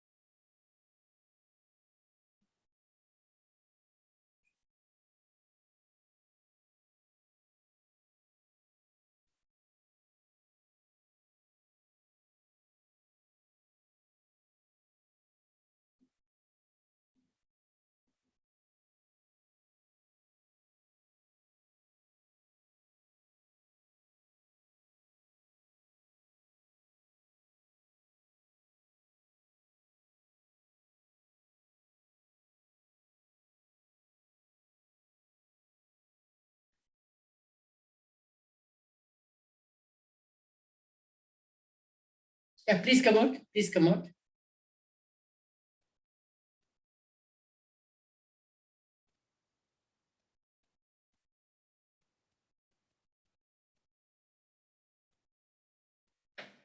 Please come out. Yeah.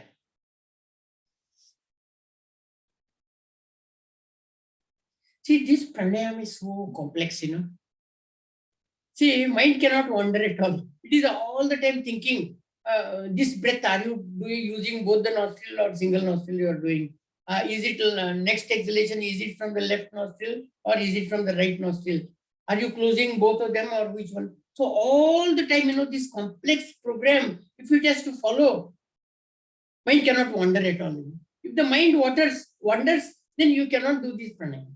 And if you are able to do this pranayama correctly, means your cognition system is working perfectly.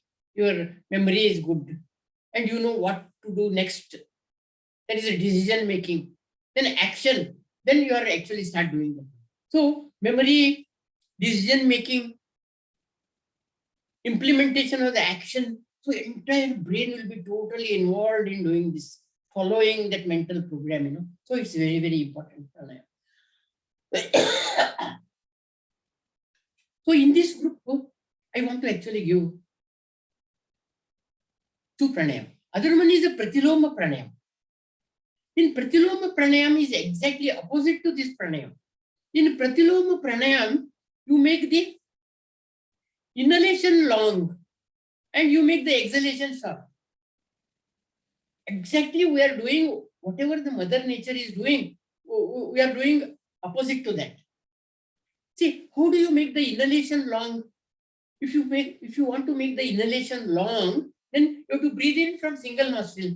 Whatever the amount of the air that is entering into the lungs, now it is going through only one channel, so it will take a longer time. And when you are exhaling, you exhale from both the nostrils. See, in Anuloma Pranayam, what we are doing, we are inhaling from both the nostrils and we are exhaling from alternative nostril. In this pranayam, we are inhaling from alternating nostril and exhaling from both the nostrils. So it will make the inhalation long and exhalation short. So you have to program in the mind that I am going to do Pratiloma Pranayam, in which inhalation is by single nostril, so that it becomes long. Then exhalation is by both the nostrils. So I'll demonstrate. Inhalation is by single nostril. So watch me now.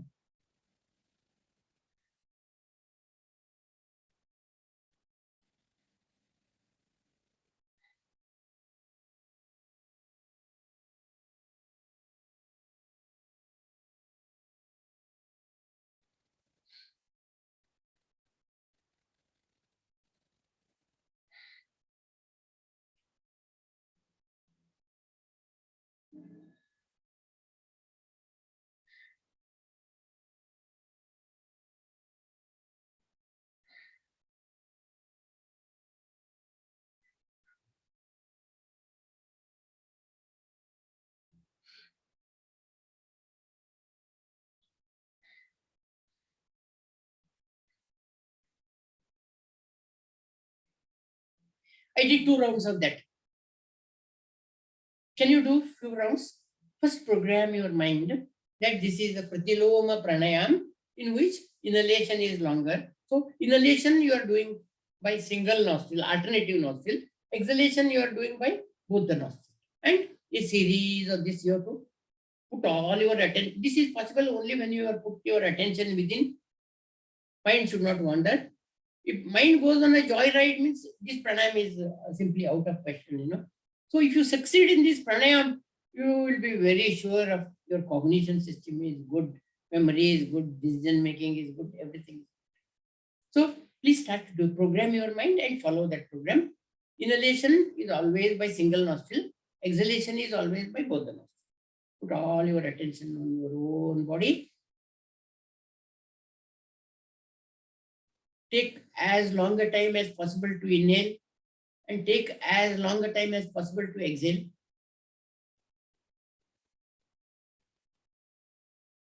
total attention on your own body, and whatever you are doing, whatever the action you are doing, all your attention is on that action.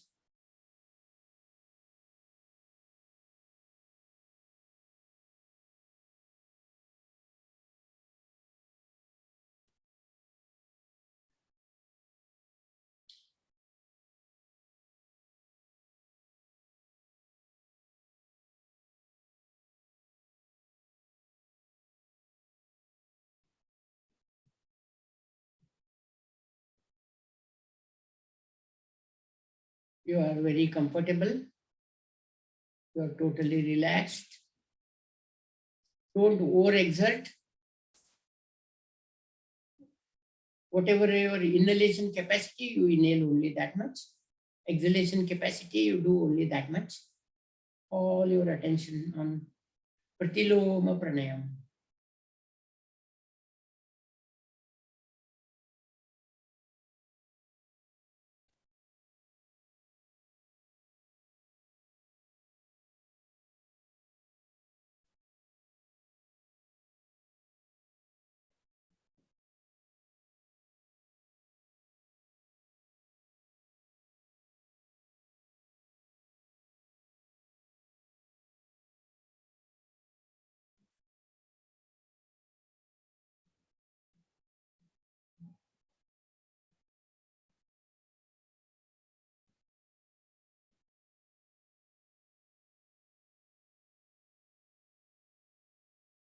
Please come out.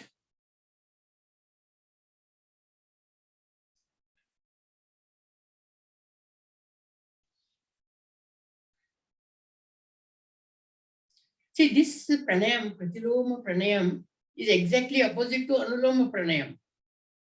That means what we are gaining by this doing this one is nature has kept exhalation longer than the inhalation. No, we are doing opposite to the nature.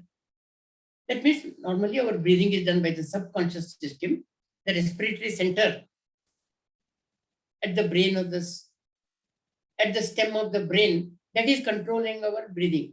That is making exhalation, it has kept exhalation slightly longer than the inhalation. That is the program already the subconscious system is following. Now we have taken control of that and we are reversing that. That means we are telling the mind, don't do what you like to do what I want you to do. That's what it brings tremendous willpower, because you are going against your natural programming. Most of the time, the subconscious system, once the program is following, you cannot make that change of the program. Even once you are addicted to something, any decision you want to make to come out of the addiction is not so simple. There are very lot of effort is required to come out of that. Whatever the subconscious mind is doing, to come out of that is not so easy. So this pranayam slowly training you to get control over the mind. So we can redirect the subconscious system. We are making the subconscious system learn in this method. Because we are doing it consciously, our cerebral cortex is coming, Our cerebral, it's not done by the subconscious system. Cerebral cortex. No, see, respiration is controlled both by the cerebral cortex as well as the respiratory center at the subconscious level. So now both are governing. In this pranayam, all the pranayams, where once you take conscious control, it is the cerebral cortex is the supreme. It will start ordering the subconscious. You do this, you do this, you do this.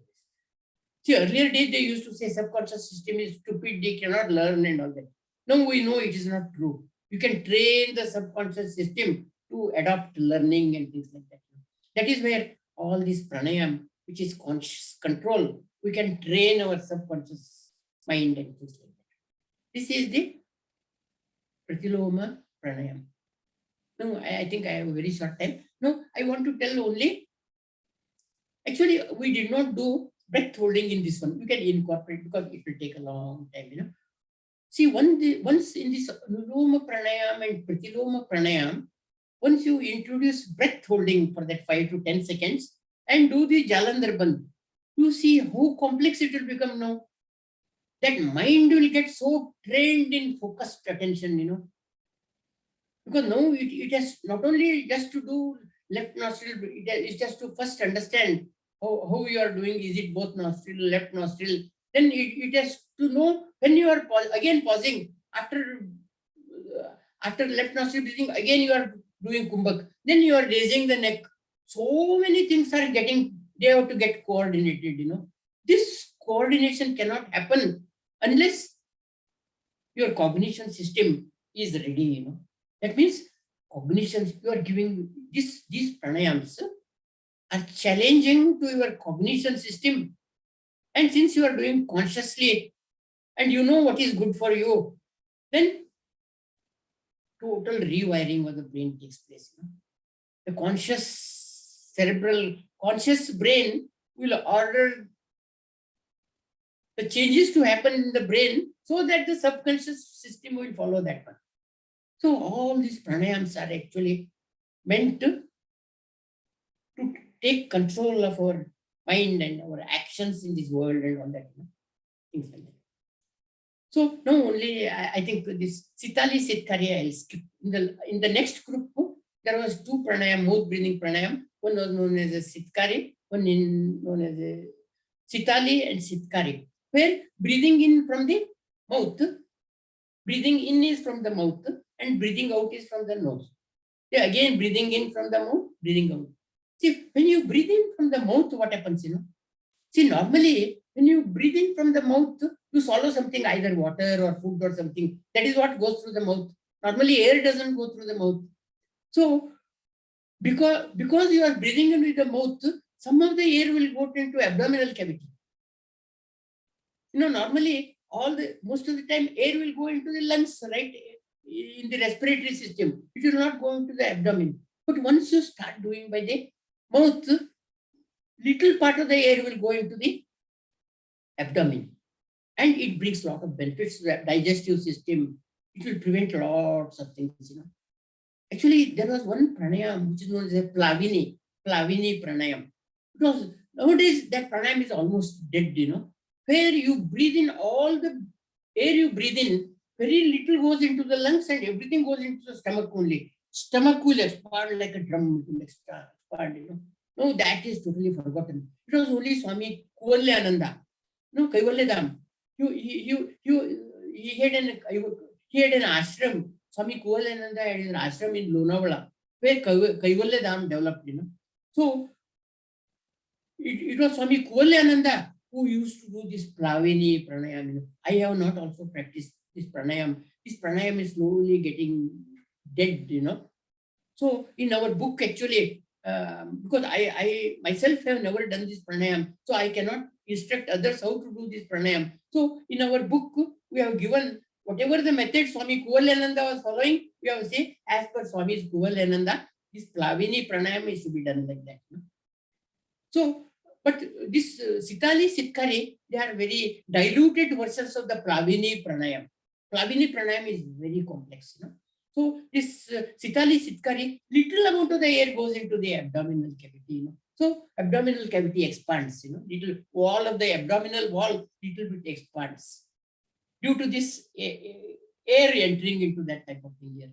And our entire alimentary canal, which is starting from the mouth, stomach, small intestine, large intestine, up to the end of the thing, that wall is also getting this one, It improves tremendously.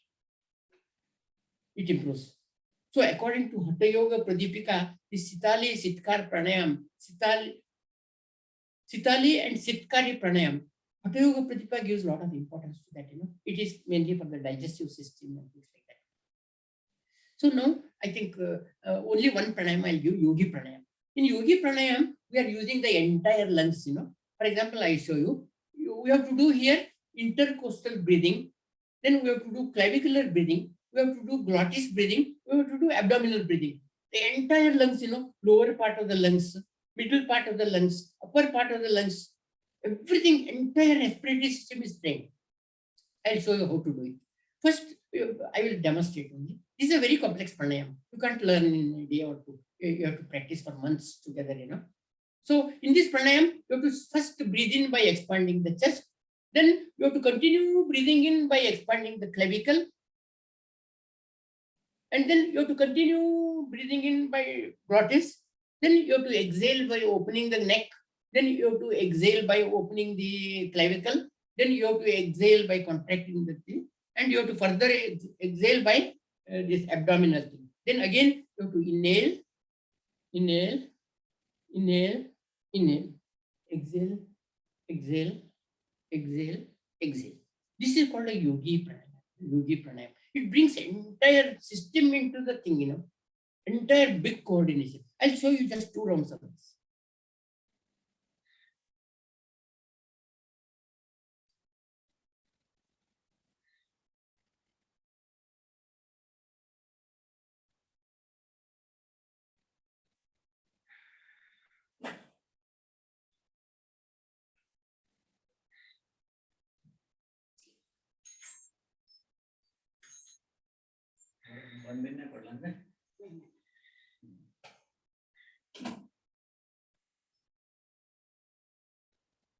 This is a yogi pranayama, which you can perhaps given some other videos I've given. I explained this in greater detail, and our book also we have explained in great detail.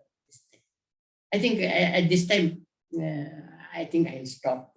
If you have any questions and whatever doubts you have, and you can ask me, and if I can answer as much as possible, I'll try. Yeah, I end here. Thank you, Prahladji. Yeah. Appreciate all the effort. So let's take a few questions. If you please raise the hand or start talking, I'm gonna remove the pin here. So yeah, that's fine. Yeah, that's fine. Thank you. Thank you. I think that's fine. That's fine. Thank you. Thank you, Prahladji. So if anyone has any questions, please go ahead or raise the hand. I can call your name on it. Can I ask a question? Yes, go ahead. Yeah. I just probably first question was in terms of the Bastika, Kapalbhati, and Kumbhaka. I mean, is there a guidance as to how you bring them all together in terms of so many number of Bastikas or something like that as a daily practice? Or I suppose as an add-on to that question, can you do all of them simultaneously? Was also the question. Yeah.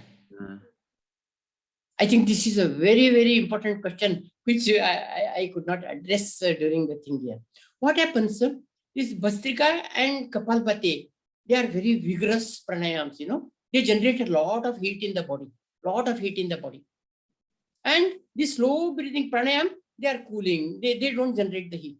So you have to do whatever number of Bastrika and Kapalbhati you do, same amount of the time you do slow breathing pranayam, so that the heat balance is done, So for example, in our daily practice, if you are doing every day, let us say 10 minutes of Bastrika if you are doing, and 10 minutes of Kapalbhati you are doing, and then you should do 20 minutes of slow breathing pranayam, so that the heat balance is. And in slow breathing pranayam, you can choose depending upon various things like that. Since there are 12 slow breathing pranayam, so you cannot be doing all that, For example, in the first group, instead of doing Chandrabethan Pranam and Suryabethan Pranam, you can do Nadi Shodhan Pranayam. That is Anulom Vilom with breath holding. That is important. Breath holding is very important. Most of the time, this Anulom Viloma, breath holding is not done at all. So you can, instead of doing Chandrabethan Pranayam, Suryabethan, you can do Nadi Shodhan Pranayam you can do, or Anulom Vilom. If you have very short of time, you cannot do Kumbhak and all that, then you can do this Anulom Vilom you can do. And in the second round, this Brahmari Pranayam, you can do Anuloma Vilom, for example, for 5 minutes. And then you can do Brahmari for 5 minutes. And in the third group, you can do Anuloma Pranayam for 5 minutes, Pratiloma Pranayam for 5 minutes. That makes it 20 minutes now. Slow breathing pranayam has become 20 minutes. Then Yogi Pranayam for 5 minutes, 25 minutes. And if you are very short of time, you reduce Bhastrika also. If you reduce only slow breathing pranayam, that is not good. So if you want to reduce slow breathing pranayam, you reduce Bhastrika. Bhastrika you can do if you are doing for, let us say, 8 minutes you are doing Bhastrika, let us say. Then 8 minutes Bhastrika, 8 minutes Kapalbhati, then 16 minutes of slow breathing. So correspondingly, please adjust so that the heat balance is maintained inside the body. I had one more question, if I can, if I may. Please. Please. Thank you. Now, when you sit for long periods of time in let's say Padmasana or for doing the pranayam, now and when you start to do that on a very regular basis, let's say daily, one of the effects I had was that I had started to notice that my veins on the legs were starting to become a bit more engrossed, bigger, thicker, and sort of quite obvious. And at times, if you go for a certain period of time continuously doing the pranayam, the numbness in the legs would become quite noticeable. So it would go into a bit of almost a dead-like state, and then once you finish the pranayam, you do that vigorous shaking, and then it sort of gets the leg back to this one. So I wanted to ask if there was any different way of approaching that leg posture. I mean, you did say that at the beginning, combination of any combination of pranayama, Padmasana or the Siddhasana or this any can be used, but I mostly did it with the Padmasana, which I don't know if that is specific to do that or others are better. I don't know. According to me, Padmasana is not a really good posture for pranayam. Padmasana is good posture for meditation, but for pranayam, this Siddhasana is simple, because you are not crossing the legs there. The heel of one leg is touching the perineum, and the other leg is like whatever I did, that is all Siddhasana. Either you can do in Siddhasana or even Sukhasana, ordinary this thing. Because sitting posture is very, very important. Once the sitting posture becomes uncomfortable, then you don't derive all the benefits of, you are already in the stress mode, Because the whole purpose of this slow breathing pranayam is to bring parasympathetic nervous system, that state of deep relaxation where the transformation in the consciousness can take place and all that. So it has to be stress-free. In Bhastrika and Kapalbhati, okay, stress will be there. Because we also need sympathetic nervous, we need energy also, Whatever we say, fight, flight, and freeze, that is also important. Because every day, in order to put a lot of effort and all, we require a lot of energy. So we have to breathe fast and all that. That is also important. So we have to have a correct balance, that type of thing here. So if the things are getting numb and all that type of thing here, then Padmasana, please don't go. You go to either Siddhasana or Sukhasana. You try for some time. I think numbness should go, I think. Just add one last question, sorry. Yeah, please. You mentioned about Sahaja Kumbhaka, where where the sort of breathing rate goes. Yeah. Maybe I don't know. I have not heard actual references to this, but somehow remember hearing that when the breathing rate hits or comes closer to about 1 per minute, that's you're sort of in the realm of the shift in consciousness or the self-realization or samadhi or whatever is the word. Is that here? I just wanted to ask if there was just a hearsay or if there's anything more to it. Sorry, once again, I missed the last part. I just wanted to ask if that was more a hearsay or just a rumor, or is there more to it that one per minute, one breath, the rate of 1 breath per minute is about the benchmark for. Actually, in pranayam, Sahaj Kumbhak can never happen because we are consciously creating the Kumbhak. The purpose of making all these Kumbhaks, Antar Kumbhak, Baya Kumbhak, inner retention, outer retention, all that is to make our system get used to that very low oxygen state. Because as soon as the low oxygen state starts happening, the system starts giving alert, this is the danger you are reaching, then do something and all that. A lot of alertness will body will become very alert, and it will try to take you out of that kumbhak, out of that thing, because it wants to increase the oxygen level. So the purpose of all these pranayams is to train the body-mind system to get used to low oxygen level.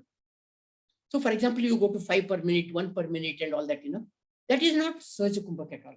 It is only, but by that time, the body-mind system has learned how to live with low oxygen state. Once it learns to live with low oxygen state, and then when you are in the deepest state of meditation, that state will come. Now the body will now easily take that state. So Sahaja Kumbhak is only training. It can never lead to that self-realization. It can never lead to Sahaja Kumbhak. Sahaja Kumbhak can happen only by meditation. Only by meditation. The purpose of all pranayam is to train our body system for low oxygen level. For example, when you do Kumbhak and all that type of thing here, the oxygen level is becoming very low and the carbon dioxide level, this thing. That itself is making a lot of changes in transforming our capability of the body. The purpose is to transform the capability of the body to withstand this low oxygen and low carbon. Actually, as you go on slowing down the breathing, the oxygen level is also low, carbon dioxide is also low. Because metabolism is not taking place. When metabolism is not taking place, oxygen is not needed. And when metabolism is not taking place, carbon dioxide is also not generated. So in this deepest state of slow breathing pranayam, oxygen level is low and carbon dioxide level is low.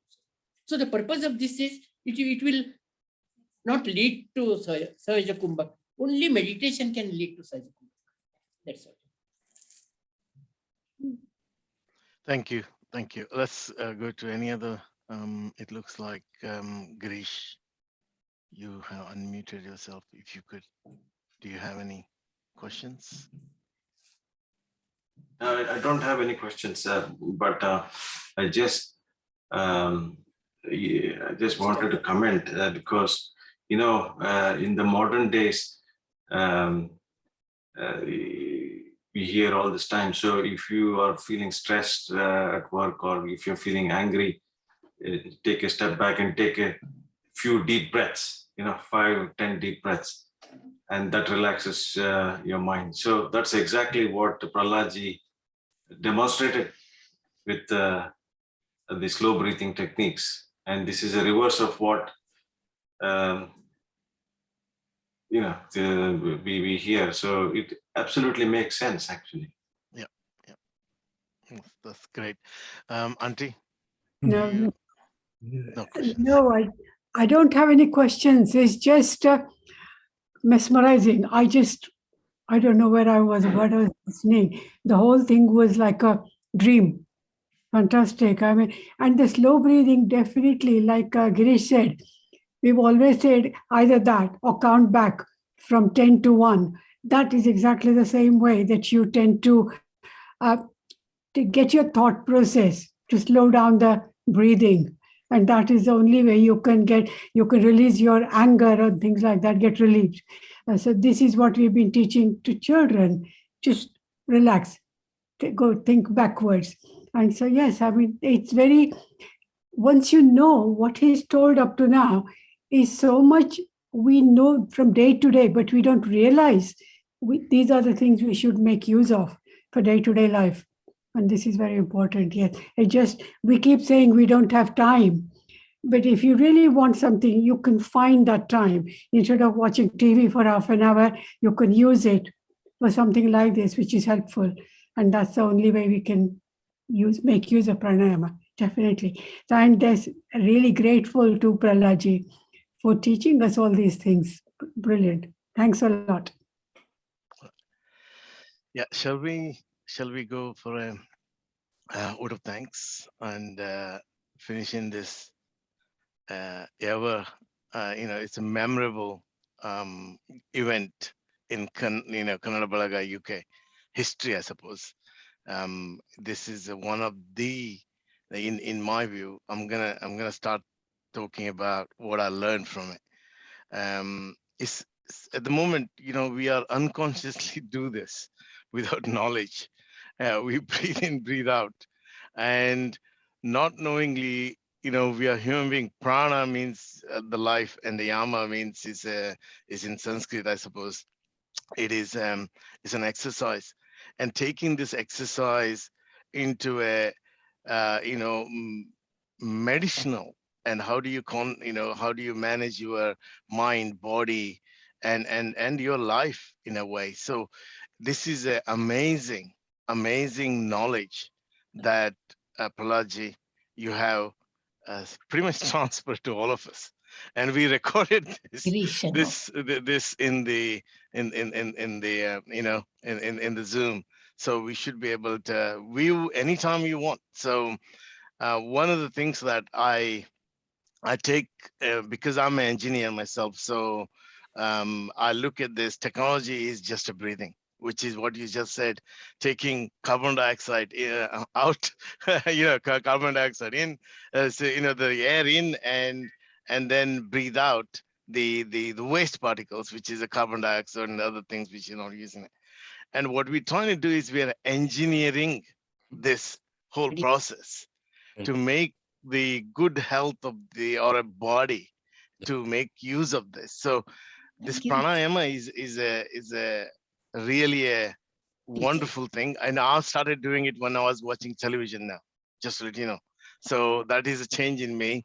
I raise my hands and I breathe in, breathe out. I do this instead of sitting there and watching telly, and I do this. So I also tell everyone around it. And I like you to come back at some point, either to my organization or to the another club or something like that. I'm very well connected with the Rotary clubs and other things. So we should be inviting you there to make entire society, taking in the knowledge that you have it. Coming back to what we learned is a fascinating thing. The essence of life and learning from you is a wonderful thing. Not only you, I like to bring in at this moment in time, Nitinji, Dr. Nitin. So the meditation part, it was greatly, there was 6 minutes, and I took it to a different state of life. I don't know whether I was existed or not existed. I had to get back to a normal. And I think these things are so important in everyone's life now, because we are busy. We have started in 8 o'clock or 7 o'clock. We finish it, I think any doctors, they know they're probably going to finish at 11 o'clock in the night or anywhere, anytime you call it. And one of the things that I still take this as part of my knowledge, if you go to 1 minute, as Girish said, breathe out, relax, or something like that, or as Nitin said, take 1 minute break. Anything you do, just meditate yourself, just focus, just make sure that. I think that was wonderful. So on behalf of me, on behalf of Kannada Balaga, on behalf of EC, including Dr. Sneha Kulkarni, Girish Vasista, Madhusudan, and Praveen Upirigi, and everyone in Kannada Balaga UK, the members, we thank you in big thank you. Appreciate it. It was opening up my knowledge also. I'm gonna tell you, I wouldn't forget it, and I don't want to stop here, by the way. That's the whole thing. I think neither do anyone in this. I think you take Girish would like to bring you back, or Auntie will bring you back, and I like to bring you back. And I think more essence is thank you taking these 4 weeks of Saturdays of your time and helping us to learn this. You always said this. I didn't mention to you. You're spending. Oh, you are sacrificing your time, my time, and I want to tell you, you are sacrificed a lot of time for a lot of people. That's my feedback. I'm going to tell you, you did sacrifice everyone's life. I think you should be. We will say thank you again, because not many people do this kind of this Pralaji, and I like to treat you as a super person who comes out at your age spend 2 hours rather than no break. I think it is. Thank you. And I think you have sacrificed your time, your value, your things, and for the good of Kannada Balaga UK. Thank you. Okay. And also thank your team behind you. Okay. Who is Narendra. And I like to I'm see here. you. Thank you. And I tell you, I think without his help and his everyone's help, even the curtain would have not up on the background screen is from his idea. And I tell you what, that made a lot of changes. Trust me. And I was thank you, Narendra, Naren, and I Yes. appreciate everything that you and your son and there was a team behind, like I can't remember the name, but everyone involved in it. And I also thank you to your wife Praladji, because she has she has dedicated herself to make sure that this is an event need to be happening. So I like you to be part of that, and I like to Hello. Namaste ji, thank you, Namaste. and Namaste, and I really like that you Ah. have been on the back of this, because I know Sneha auntie has been talking to you, but this is my time and our time. We will thank you from Kannada Balaga UK for the greatest thing that ever happened. Not because it's always important that we have to recognize the people behind the screen rather than the front of the screen. And in this case, you were behind the screen helping Uncle Praladji is a wonderful thing. Thank you. Appreciate it. So Thank you very much. Thank you very much. So Thank you very much. I want to thank all of you. I have thoroughly enjoyed giving this pranayam session, and I know this sustained, persisting for 4 Sundays and all that. I know how much effort this committee members of the Kannada Balaga of UK they have done. Actually, I'm really grateful to you. You have given me an opportunity, and I learned a lots of things during this program myself, because this is the first time I gave a online workshop. In India and US, I have conducted so many in-person workshops. That experience was different. And when they asked me to give this online workshop, I was very sort of doubtful whether I'll be able to do this and all that. But Sneha Kulkarni and other members, they arranged so many rehearsals, and they gave me a lot of confidence and all that. Because of that, I could undertake this one. So once again, I thank all of you. I wish a wonderful life ahead of you. Thank you. Yeah, thank Bye. you. Thank you. On this note, we will leave this workshop. We will visit again at some point and sometime, some other day. Thank you very much. Thank you. Bye. Bye.